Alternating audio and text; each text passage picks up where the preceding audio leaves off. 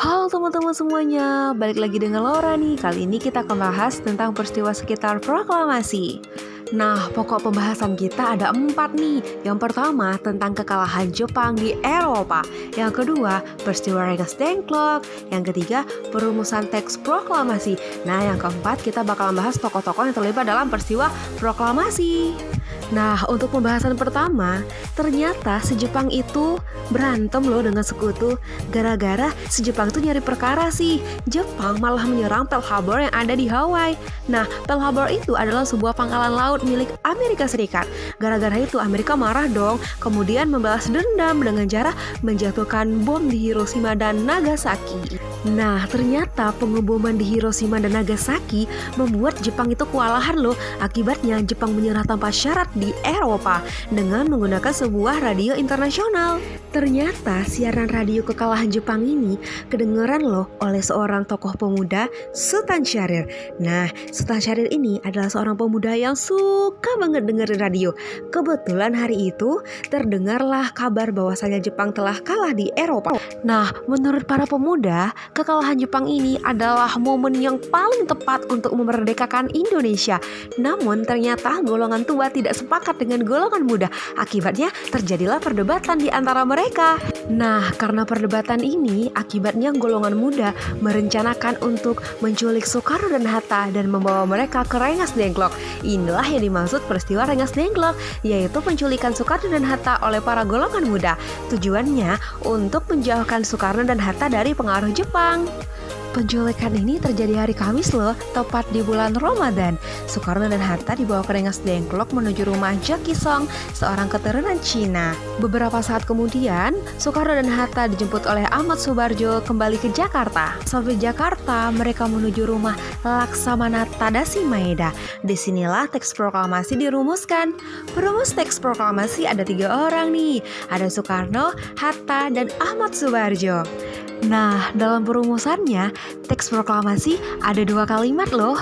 Kalimat yang pertama adalah ide pokok orang ketiga, yaitu Ahmad Subarjo. Kalimat kedua adalah ide pokok orang pertama, yaitu Soekarno. Terus orang kedua ngapain dong? Hehehe. Ya, orang kedua adalah sebagai editor. Setelah dirumuskan, teks proklamasi diketik oleh Sayuti Malik loh. Nah, saat pengetikan, ternyata ada seorang tokoh yang bernama Burhanuddin Muhammadiyah yang menjadi saksi pengetikan teks proklamasi dan juga sebagai penyelamat teks proklamasi yang sudah dibuang di tong sampah loh.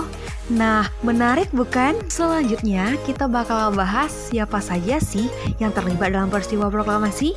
Nah, secara singkat, Soekarno, Hatta, dan Ahmad Subarjo adalah tokoh perumus teks proklamasi. Selanjutnya, ada Tadashi Maeda yang bersedia menjadikan rumahnya sebagai tempat perumusan teks proklamasi.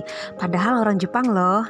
Terus ada Sayuti Malik. Sayuti Malik siapa sih yang gak tahu? Pengetik teks proklamasi dong. Selanjutnya ada Soekarni nih. Soekarni adalah tokoh yang menyarankan bahwa teks proklamasi ditandatangani oleh Soekarno dan Hatta, tapi atas nama bangsa Indonesia. Nah, kalau Ibu Fatmawati, jelas dong penjahit sangsaka merah putih. Selanjutnya ada Latif nih. Latif diberi amanat untuk menjaga keamanan. Selain itu, dia juga penggerek bendera loh. Latif ditemani oleh Suhud dan Trimurti menjadi penggerek bendera ketika proklamasi kemerdekaan Indonesia. Nah, selanjutnya ada BM Diah loh. BM Diah adalah seorang tokoh yang menyelamatkan teks proklamasi yang dibuang oleh Sayuti Malik ke tong sampah. Selain itu, BM Diah juga seorang tokoh yang menyebarkan informasi kemerdekaan Indonesia ke seluruh penjuru dunia loh. Wah, ternyata selain BM Diah, Yusuf Rondo Dipuro juga seorang penyiar radio loh yang menyebarkan informasi kemerdekaan Indonesia ke seluruh penjuru dunia juga. Wah, keren banget ya mereka. Oke, yang terakhir adalah Sumarto Mandur. Sumarto Mandur adalah seorang fotografer. Tanpa adanya dia, kita tak akan bisa melihat bukti-bukti sejarah. Terima kasih Mandur dan seluruh tokoh yang terlibat dalam perjuangan kemerdekaan Indonesia. Dan akhir kata, saya Laura Sanita undur diri. Sampai jumpa lagi.